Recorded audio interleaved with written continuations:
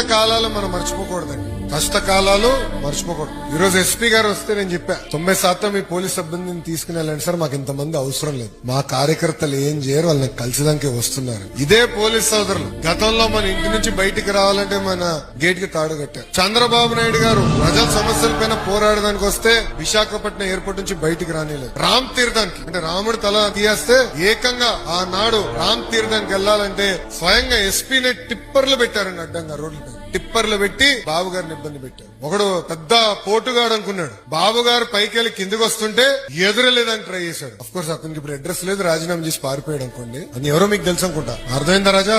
ఇట్లా ఏంటంటే కష్టకాలాలు మర్చిపోకూడదు. 53 రోజులు చంద్రబాబు నాయుడు గారు బంధించారండి. ఈ రోజు కూడా బాధ నాలో ఉంది, మర్చిపోలేదు. మళ్ళీ కలెక్టర్ కాన్ఫరెన్స్ జరిగితే ఎస్పీలు అందరూ వచ్చారు. నాకు మొదటిగా వచ్చింది పాపం వచ్చింది. అంటే ఇదే కాకి డ్రెస్ కదా మన ఆపింది, ఇదే కాకి డ్రెస్ కదా పాదయాత్ర చేస్తే స్టూల్ లాక్కున్నారు, మైక్ లాక్కున్నారు.